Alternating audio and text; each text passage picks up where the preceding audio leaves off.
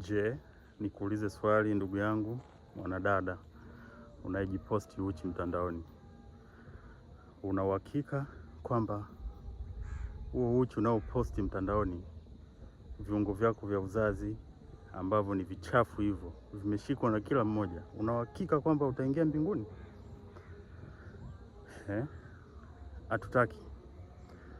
Hatutaki kushika vitu vichafu. Hatutaki kushika matako ya mtu. Hatutaki kushika vitu vyote vya siri ambavyo vitu ni vya siri, lakini wewe umevifanya viwe vya nje, kila mmoja avione.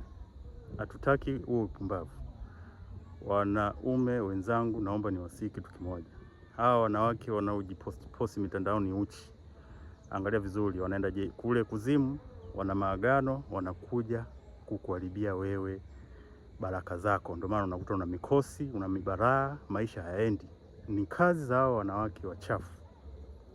Unaposti uchi, video chafu. Hakuna mtu anazitaka hizo video, wala huwezi kupata chochote kwenye hilo.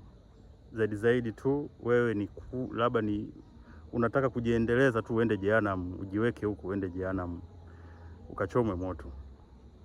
Kwani usibadilike? Mbona ni utumwa? Unakaa kwenye video unaonyesha matako, unaonyesha hizo sehemu za siri, unaonyesha ili nani aone? Itakusaidia nini?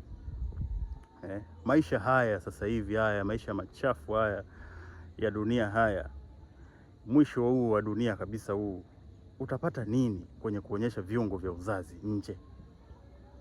Uoni kwamba kuna shida? Utatumika mpaka lini? Shetani utamtumikia mpaka lini? Wanaume wenzangu, naomba tugome, tuache kushabikia hayo mauchafu ya hao wanawake wanaoingia mitandaoni, wanajiposti uchi, wanajiuza. Wengine sio watu, wengine ni mapepo, ni mashetani, ni majini. Yanakaa huko njiani, eti mtu anajiona ni kazi na yeye anafanya, anaposti uchafu mitandaoni.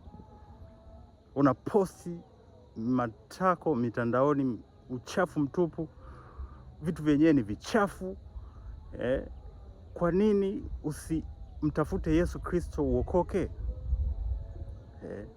Uogopi moto, umuogopi Mungu? Tugome ndugu zangu wanaume, tugome kununua makahaba, tugome kufanya mahusiano na hao wanawake wachafu wengi, au mapepo na hayo majini. Tugome, tumtafute Mungu wa kweli, tutafanikiwa. Sisi hata Biblia imesema yeyote ambaye anazini na mwanamke, kumbuka huyo ni mwanaume, hana akili. Biblia imemwita hana akili. Shetani sasa amegundua hiyo ndo njia ya kuteka mwanaume. Tunaangalia viungo vya hawa wanawake wachafu, wanaharibu ulimwengu, dunia. Tusifanye hivyo, ni mikosi.